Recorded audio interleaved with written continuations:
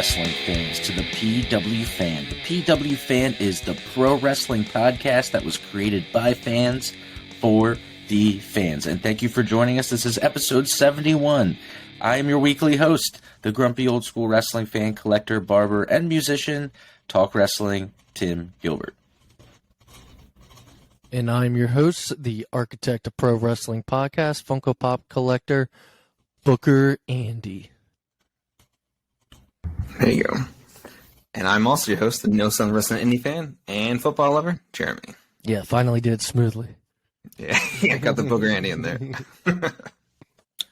Well, we got a big show coming up today. Before we get into that, if you all could take the time, if you're listening right now, if you're watching on YouTube, please hit that subscribe button. It really helps us out, especially on YouTube. We always do this in the beginning of every show. We make our plea to please do that. But it is something that is really going to help us progress.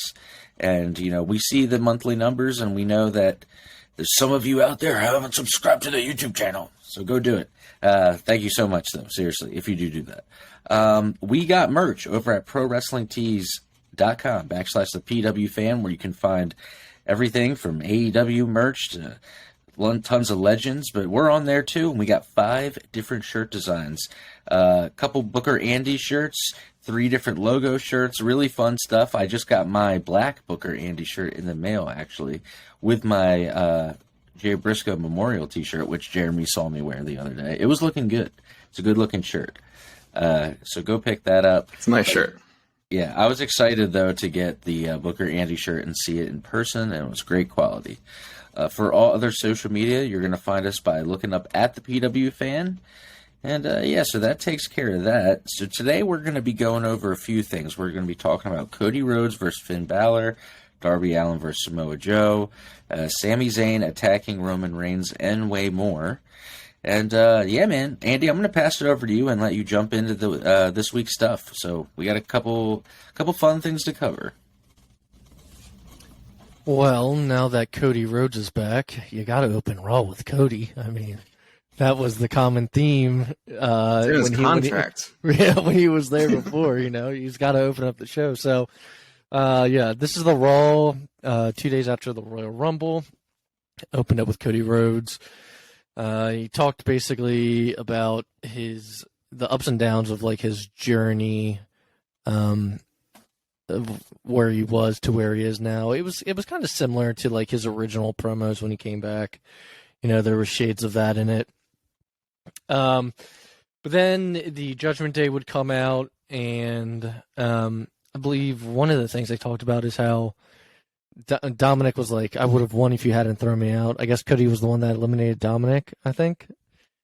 Yeah, he was, right? Yeah, I believe so. So they come out, and they're talking to Cody, and God, Dominic makes me laugh. Just the way, I think we've talked about it. It's you can't take him seriously, but he's trying to, his character is I'm trying to be serious, but not at the same time.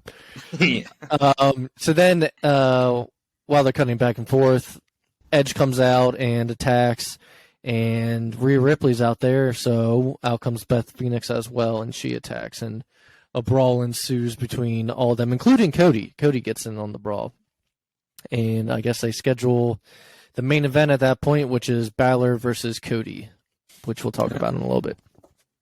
Which never happened, right? No. I don't believe so. Yeah. I mean, because when Cody was on the Indies. Yeah, Finn was in NXT, right? Finn was in WWE. He was called up by then, but Cody left before Finn came to the main roster from NXT. Yeah, that's right. Yeah. If you listen to last week's episode, Tim talked about this while it was going on, but we had a Elimination Chamber qualifier. They're doing qualifier matches for that for the United States Championship. But Tim was mentioned how Seth Rollins and Chad Gable were putting on a really good match while we were. Yeah, did you end up going back and watching that? Mm-hmm. It was a good match. Yeah. It was very. I'd like to see him again. Go at it. It was if only Chad Gable wasn't shushing people and all the other things, and Shorty G and all the other things that they made him do. Oh God.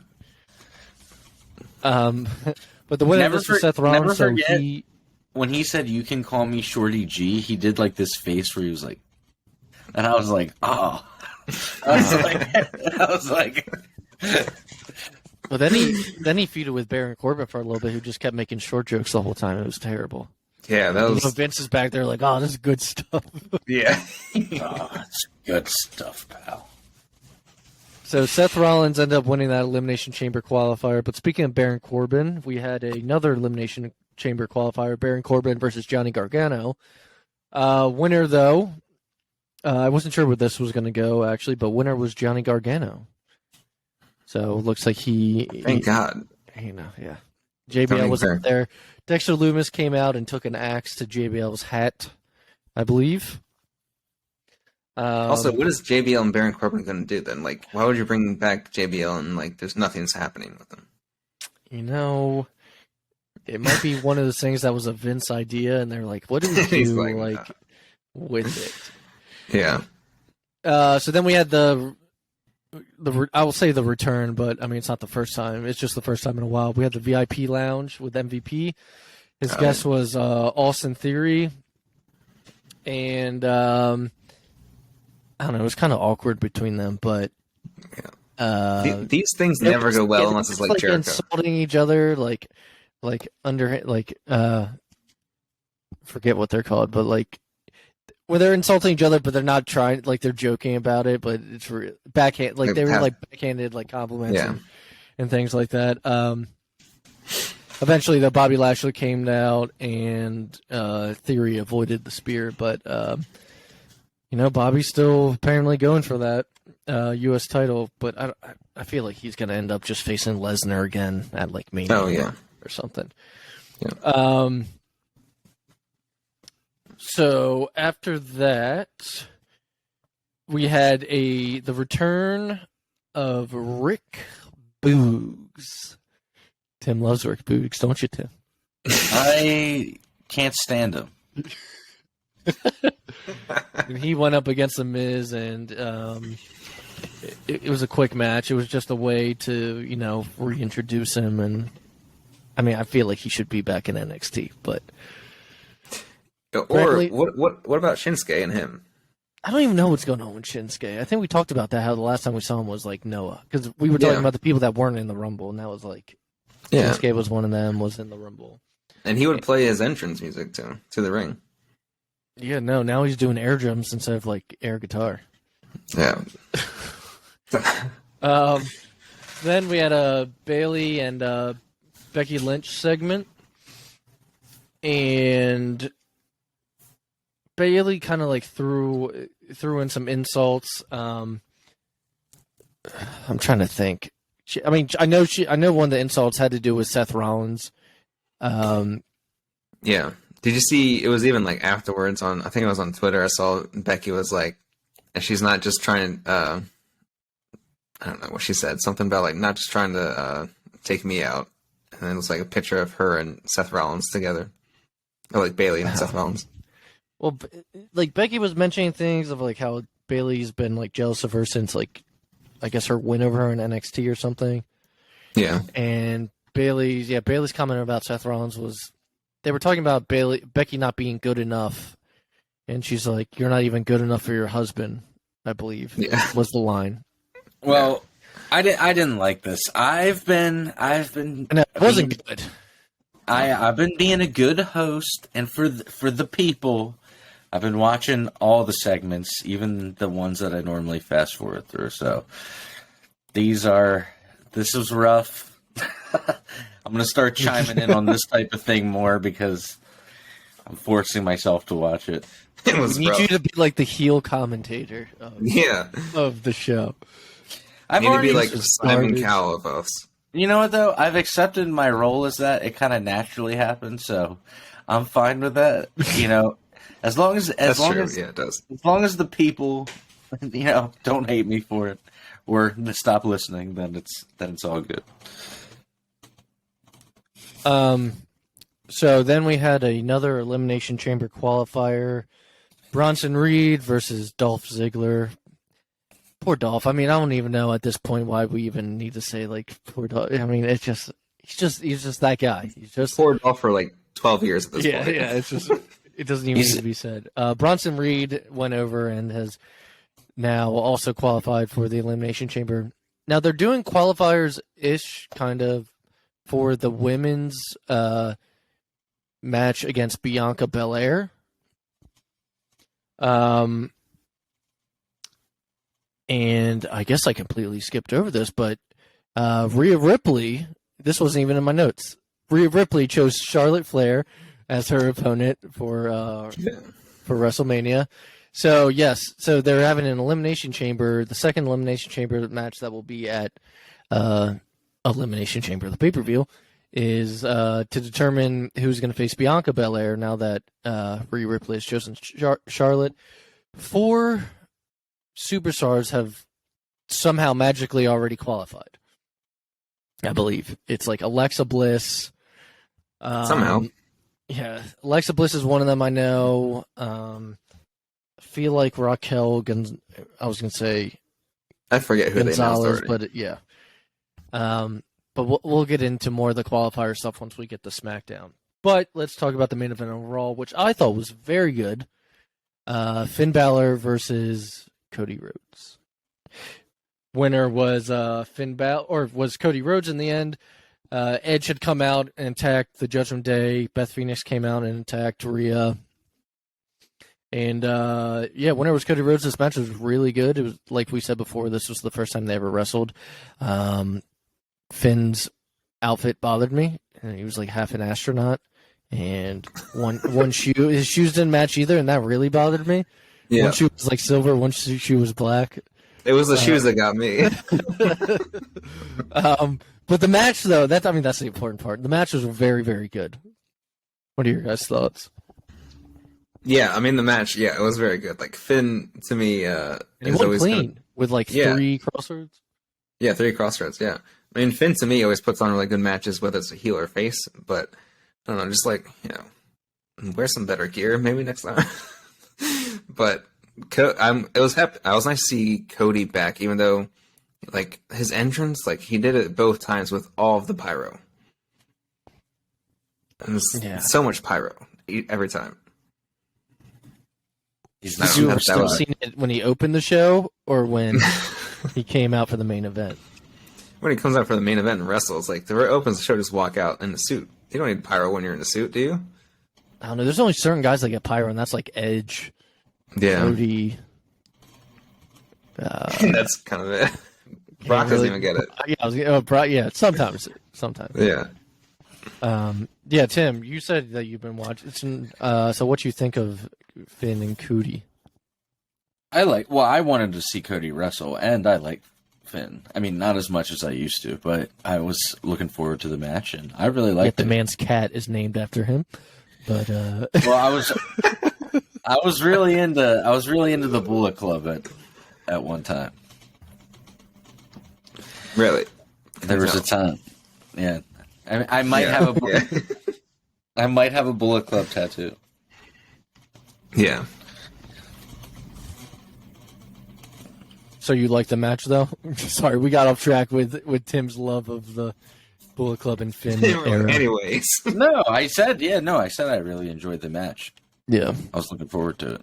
It's so weird when a guy comes back from injury, though. I always get like even when he was in the ring with Walter at the Rumble, I'm always like eyeing up the shoulder, like his pec where he got hurt. I'm like, oh, that has to be so scary, to like be back doing that. When he came back in the Rumble, like when we were watching it, it looked like it was like very red in the area, like where he got surgery on. And like for a second, I was like concerned. I'm like, did he like tear it again? But he's fine now. So that was chopping the shit out of it. I remember watching it with Tim. Yeah. When Gunther was chopping the shit out of it during the Rumble. Me and Tim were just like, Jesus, dude. Yeah, like maybe the other pec, But yeah, so that was the main event of Raw. Let's hop into Dynamite here. It opened up with Hangman Adam Page versus Jon Moxley. I believe they were in Ohio. They weren't in Cincinnati, but I think they might have been in Cleveland. They were in Dayton, Ohio. That's what I said, I think. I'm wrong, both parts. But either way, John Moxley's from Ohio, and John came out with his dad in the crowd, which I don't think we've ever even seen his dad. No, when they said that, I was like, what? I mean, if you watch the Stone Cold Broken Skull sessions with Mox, you would make it seem like his parents were not even existent. Like, that awkward-ass interview. Yeah. I'd say this match was good. I mean, I'm hoping this feud's over. It was a good match, though. Moxley went over. And afterwards, though, there was like a bit of a altercation with Hangman Adam Page and Claudio. So I don't know if something's going to go on with them, but they were kind of getting each other's face. Yeah, it feels like they might have another match between Hangman and Moxley, but if they're gonna, they should like fill it in with like a Claudio and like don't just do another one like right away. Yeah. Like save it like what? It's for the pay-per-view. They each have one over each other now. Moxley's 1, 2. Mox has 2 because are they going to count the first one though because Hangman got hurt? I mean, it looks like they're counting it. Okay, well they called it a rubber match. This is true. We had a backstage attack. Saraya and Tony Storm attacked Britt Baker in the parking garage. Did you know that that's her house? This is her house. Tim used to say that all the time. My house. There it is. Yep. We had a segment with the Acclaim and the Gun Club. It was a back and forth promo. Austin Gunn insulted his father about one of the things they mentioned was like him not being there, him being gone like 320 days. And then pills. Yeah, like Billy Gunn was walking up the ramp, and then he's like, "Yeah, do what you always do," and like turned to the bottle pills or whatever. And Billy Gunn turned around, came back in the ring, and got in his face, and kind of went off. Yeah, it was entertaining. It was better than the family therapy, I thought. Yeah. Then we had Takeshita versus Brian Cage. This is all tied in with the MJF stuff. Because I believe later MJF and him actually brawled backstage a little bit. Yeah, Takeshita, yeah. But Takeshita ended up winning. Hey, that guy, just talk about that guy for a second. His in-ring ability is amazing. I think, if he learns probably a little bit more English, like just a few more, like he's going to be like a star in like next year. Oh, yeah, he's great. Yeah. And he's big. I think we talked about he's big like Okada. He's like really tall. Yeah. So then, so I was trying to understand this, but backstage we had like Sammy Guevara and Daniel Garcia announcing the Garcia-Guevara. Oh, this made no sense. Gauntlet match. All right, so this is what I wrote down. Ricky Starks will have to beat Angela Parker and Matt Menard, and then fight either Sammy or Garcia. They haven't decided yet, I guess, in order to face Chris Jericho. Yeah, that's just a confusing gauntlet match. I don't understand that. Tony Khan's like, all right, I got this Guevara Garcia gauntlet match. He was sniffly. He was sniffly because he had a cold. Yeah, that's what it was. It was cold out there in Ohio. It was cold. So then after that, we had a really different for AEW, Bryan Danielson versus Timothy Thatcher. Yeah. You've never seen Timothy Thatcher. He was in NXT for a little bit. And, I mean, this is just his style of wrestling. He had a match with, I believe, Ciampa and Riddle, actually, in the Fight Pit. Yeah. And those were some really good matches. I mean, Riddle also, used to be an MMA fighter, and my voice is correct. And so... I mean, he's basically like a submission kind of specialist, kind of like a Zack Sabre Jr. is how I kind of looked at it. Yeah. But Danielson loves that stuff as far as, I'm pretty sure they're friends too. I mean, it makes sense. Yeah. 100%. Yeah. Really good match though, I thought. Something different on the show. Oh, and this is just like a side note on that, just because you mentioned Ciampa and Gargano before. I don't know if you guys listen to FTR's podcast, or I guess Dax does it, but he was saying how everyone thought that they were Triple H's boys, like FTR, And he was like, I quickly found out that we weren't, because when they were facing Gargano and Ciampa and they both got hurt, Triple H checked in with Gargano and Ciampa every day and didn't check in with FTR at all in terms of how they were doing. Yeah.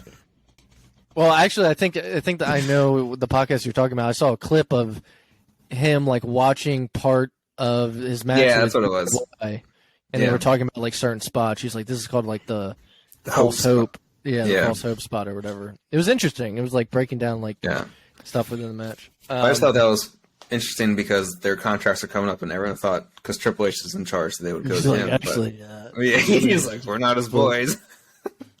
So our main event. Let's talk about this: Darby Allin versus Samoa Joe, TNT Championship, no holds barred. All right, I texted you guys after the match. I was like, Darby needs to chill, or else he's not going to be wrestling much longer. Yeah. All right, if you can remember some of these spots, like so first he started out coming down the ramp with a thumbtack jacket, and like ran into Samoa Joe into the corner with his back. So I mean, the front flip out of the ring through the table wasn't that bad. Yeah. But the stuff like when he gets like backbreakers on the chairs that are like standing up, and he just gets it on like the top of the chairs. It's like things like that. I'm trying to. I mean, I think he went onto his jacket. He got a move done onto his jacket by Samoa Joe. Yeah, and then the spot where like Samoa Joe just tosses him outside the ring, like he like really like Darby goes for just that. Throws his body, man. It's yeah. I'm trying to think like. And I was telling Tim before, like, you know when they're up in the stairs, Darby and Samoa Joe.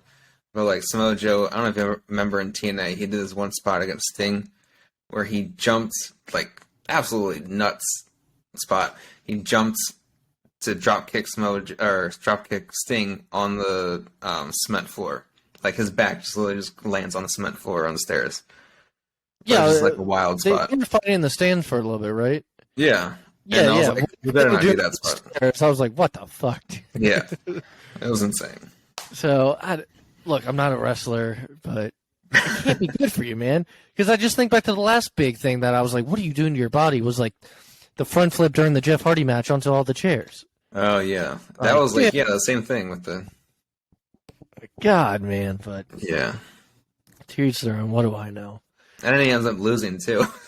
Yes, we didn't even say who the winner was. Samoa Joe ended up winning. So the TNT title has gone Wardlow, Samoa Joe, Darby Allin, back to Samoa Joe. Wardlow returned after the match and came down. I guess they wanted his hair to grow out a little bit. Was he hurt or no? Well, they cut his hair and in the ring, and then that was the last time we saw him. And he came back, and his hair is like short and grown out a little bit. What was the point of that? Cut. So it looks like we're gonna have Samoa Joe and Wardlow again, but now Samoa Joe has both television titles, ROH and AEW. Yeah. Let's get into SmackDown, which I thought the end was it was fantastic. Perfect end. Just continuing this storyline. Yeah. I believe the first match was Braun Strowman and Ricochet versus Imperium. It was the tag team tournament finals. Winners will face the Usos this Friday, which there might be an issue with that with Jay, but yeah. Winners were Braun Strowman and Ricochet, which I said was probably where they was going to go after they replaced the Banger Bros in the tournament after the Viking Raiders attacked them. Also, WWE loves big guys and small guys together. Oh yeah, like it's always the flippy guy with sure, like, I mean, they just like that combination. I mean, do you remember when they did like the mixed tag like tournament? Braun Strowman was with like Alexa Bliss as like a teammate, and they had that like love thing. I think they won. So that tournament. The Banger Bros was referring. The reason why they changed it is they didn't want to get people confused with the Bangers and Mash, right? The Bangers and Mash and all the restaurants in Europe. Yes. Yeah. Oh, okay. Yep. I was wondering. I was like, why would they change their name? So weird. I mean, just because we know over here it's a really popular food and really common. So I just didn't want, I think it's popular anywhere. Yeah. So When I go out to eat, I always order the bangers and mash. Yeah, they just didn't want it to be confused. Be like, you're talking about food? No, we're talking about the team. that's So, right. That's just So now they just call him Drew McIntyre and Sheamus. But Got it. it was short lived. They kind of just call them like bangers or something like that. I don't know. Like trying to use that word. Yeah, like a couple Bangers. sausages. There's a bunch of wieners, man. Anyway. So backstage we had Roman Reigns, Solo Sikoa, Paul Heyman, and Jimmy Uso backstage, and Roman was demanding answers as to where Jay Uso is, but neither Jimmy nor Solo, knew or hadn't heard from him. I guess since I was about to say SummerSlam, since the Royal Rumble, and Roman kind of couldn't believe it since it's his own brother. Like he hadn't heard from him. Yeah. But, he did mention how now that Ricochet and Braun Strowman won,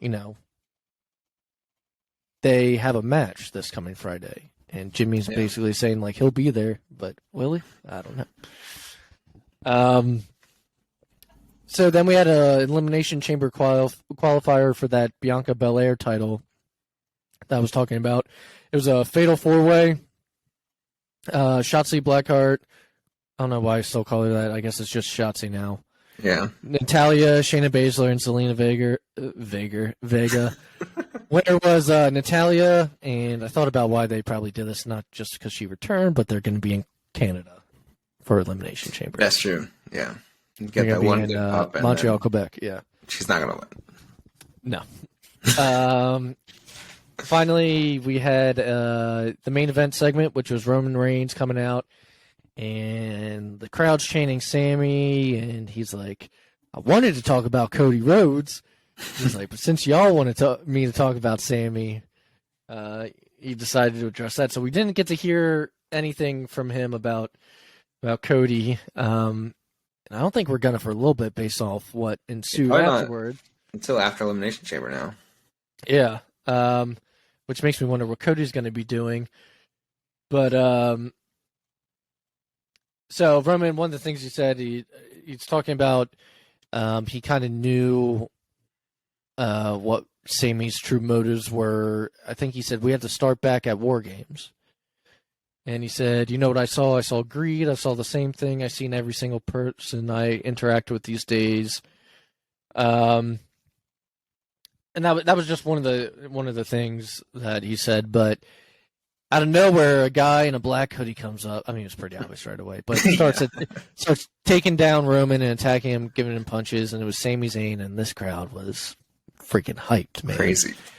Sami Zayn is the most over superstar, and it's I saw this thing, and it's going to be an issue, dude. It's going to be a problem because. And the guy I was listening compared it to the Daniel Bryan thing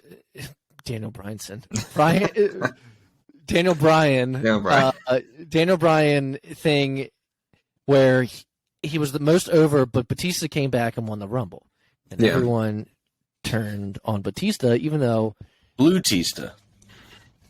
That's what it was, yeah. But and they all turned on Batista.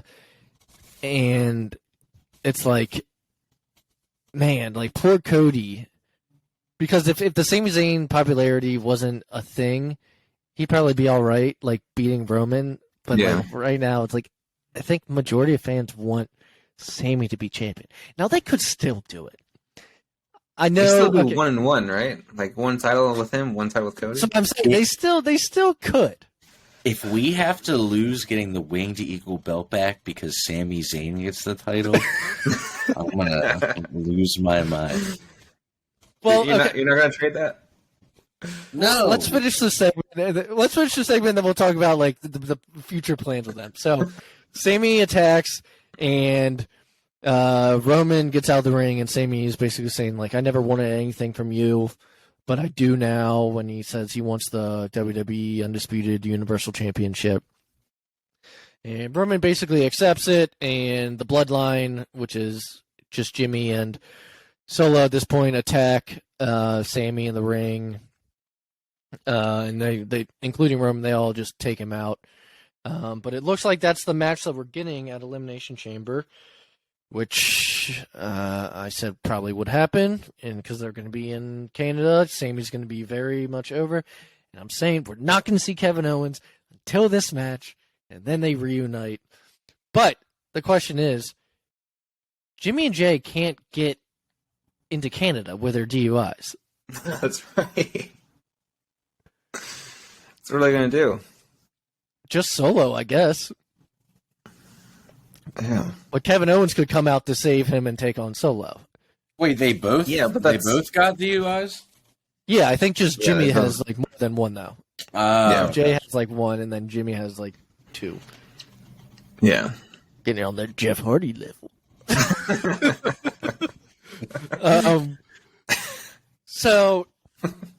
So it's gonna be like it's like for me, it's not gonna matter with the Cody like winning and Sami like probably not. But for other people, I think people are gonna turn on Cody. I think, yeah. I mean, to me, it's very easy to turn on Cody. I just have that Poor feeling. Cody, because he even said before. Remember, AEW's like, "I'll never turn heel." Yeah. Oh, sometimes you gotta, man. These people might turn on you if Sami. I won't turn. Like the worst thing would be Like a at Star Mania, Wars line. Cody at Mania Star. Oh, I was about to. God, dude. Okay. Star Wars. I said Star That's Wars. Star Wars. Mania Star Wars is coming out, so at Mania, Cody and Roman happens, and during the match, the crowd is chanting, "We want Sami." That's like the worst thing that can fucking happen during that match. And like, imagine Cody being like all emotional, like, you know, he's crying again, of course, and then he Everyone's lifts the just title like, belts. "Ooh, fuck you." Yeah. Oh my god. Hey, he'll I be mean, fine. They should They should do the one They and should- one. cost Roman one of the titles Yeah. at Elimination Chamber. And Sami, but then who does Sami fit? I mean, then Sami could have a rematch with Roman at Mania. One of the nights. And I Because- still think And Cody just wants to change one of the titles, which is the World Heavyweight, which is basically the WWE one, which is the black title. right. Yeah. So, I don't know. I feel like something like the fans are just going to turn because it's an organic. I mean, you talk about Sami Zayn during the pandemic era when he was like doing conspiracy. He was Yeah. fucking hated, and now everyone, even Cornette, who never liked Sami Zayn before, is a fan of Sami Zayn. Yeah.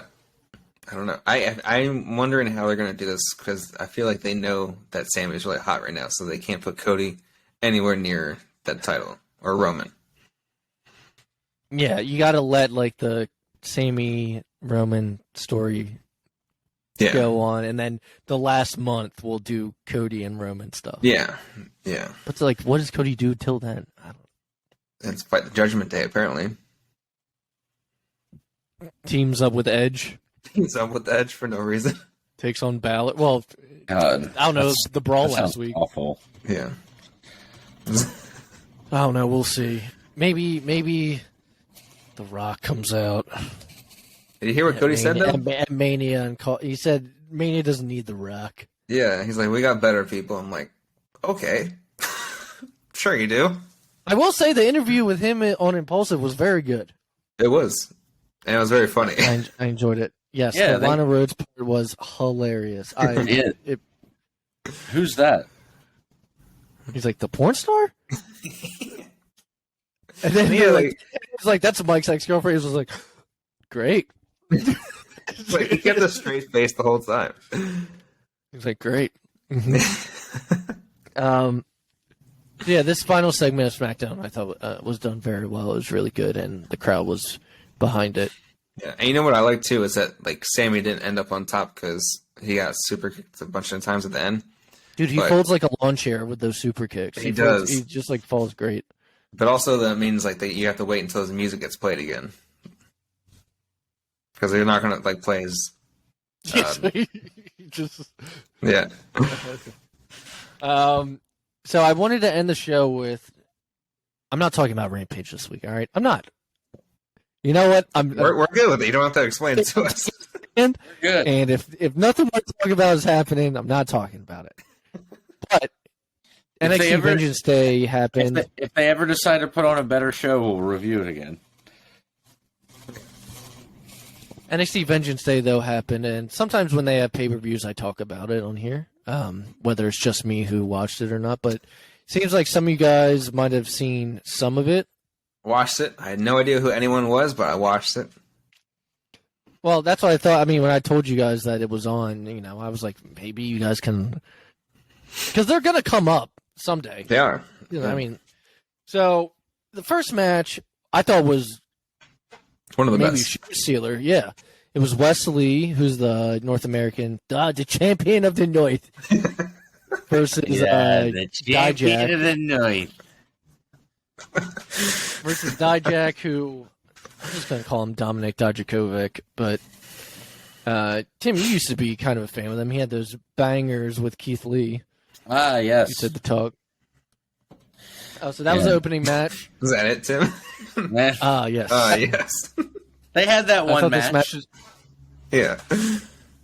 Dijak broke his finger in it though, and Yeah. You see it? It was completely like sideways. Yeah. But Wesley retained. I thought it was pretty good. I really like that guy, Wesley. Yeah. Well, he used to be part of MSK with I was going to say Kevin Nash Carter, but they had to let him go because of controversy with him and his ex. I don't know. MJF came to his defense today on Twitter. Oh, You did wanna he? Read up on that. Yeah. Because he actually lived with him apparently at one point, and he was just like, it's a bunch of bullshit. But this happened like a year ago, like these allegations, and so I don't know. So then we had the NXT Women's Tag Titles match, and I was going to say I don't even know their first names because I have it written down as Carter and Chance, but Katana Chance and Caden Carter. I mean, their names used to be like Casey Catanzaro and something else, but they were the NXT Women's Tag Team Champions, and they faced off against the newly made team. I mean, they former rivals, Kiana James and Fallon Henley, and they actually went over and became your new. This was only like their second or third time tagging in NXT. They just had a feud like a month ago, so it's I just wasn't expecting it because of those reasons. Yeah. We had Apollo Crews versus Carmelo Hayes. Love this match match. is really good. Carmelo Hayes is really good. Yeah. Before Adam Cole left, they had a really good match on TV together. I like his he's entrance too. He's definitely probably one of the next call-ups. He's been there a little bit. What, Carmelo Hayes' entrance? Yeah. Or like the guy's like naming all the awards or stats for him. The guy he comes out with? Yeah. Trick Williams. Yeah. That guy. Yeah. So they had 2 out of 3 falls, I believe. 2 out of 3 falls, yeah. 2 out of 3 falls. And Carmelo Hayes ended up winning. This was, besides the first match, this might have been like the other best match on the show. I think so. It's probably one of the best Apollo Crews matches I've seen in a while. I was just thinking of like I don't remember Apollo Crews having like a great match anywhere. Like on WWE. No. Poor Apollo. He's like a really good athlete, but I'm like his matches aren't that great. His charisma and character is what bothers me. But towards the end of the match, we saw the return of, I'm going to call him Commander Aziz, that big guy that was with him when he was doing the like African gimmick. Yes. But his name is actually, at least now it is, they changed it to Daba Kato, which was his name before Commander Aziz, when they were doing the Shane McMahon like Fight Club thing. Oh, that was that awful. was awful. I almost forgot about that too. Shane McMahon. I was like, oh yeah, Shane McMahon's Fight Club backstage. Fight night. He was like the third hour of Raw is going to be, Dude, it was terrible. Shane's like, Daddy, I want to do something. Oh my God. So yeah, that match. Something else. Well, so Apollo lost, and then Commander Dabba-Kato gave him a hug in the ring. It was like a welcome back hug, and Dabba-Kato took him out with a headbutt and beat him up a little bit. So Yeah. looks like that's where they're going with that. We had an NXT Tag Team Championship Fatal 4-Way. And the New Day were the reigning tag team champions at the beginning of the match. It was them, Gallus, Pretty Deadly, and Chase U. Now, I thought this match was good. I don't know if you got to the tag match. Yeah. I wanted Gallus to win, which they did. Mark Coffey and Wolfgang. I forget if that's his first or his last name, but they just call him Wolfgang. Today's name sound insane.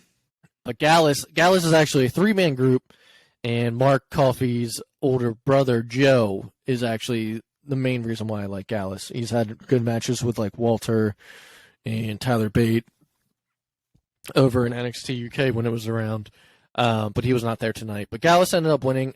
I was hoping they would, but I thought Chase U was going to win because they've been so popular lately. They seem like they had a pretty good pop. Yeah, even though you guys didn't know what was going on, if you listen to the crowd, and I hated them at first. They were awful. I do remember 2.0, like, it was one of the first things they were showing them, and it was just like, this is terrible. Yeah, this I remember that guy. Christopher Nowinski's Harvard gimmick, when that happened back in the day. Yeah. But Gallus ended up winning. This was a good match. Most of the matches were actually pretty good. After that, we had the triple threat NXT Women's Championship match: Roxanne Perez versus Gigi Dolan and JC Jane. Gigi and JC were part of Mandy Rose's Toxic Attraction group, which they still call themselves Toxic Attraction. But they had to go against each other in this triple threat match, and to their own fault because of that, Roxanne Perez ended up retaining. Another good match. Roxanne Perez, if you don't remember, she came out in the Royal Rumble this year. She was one of the NXT entrants. Yeah. She did pretty well in the Royal Rumble.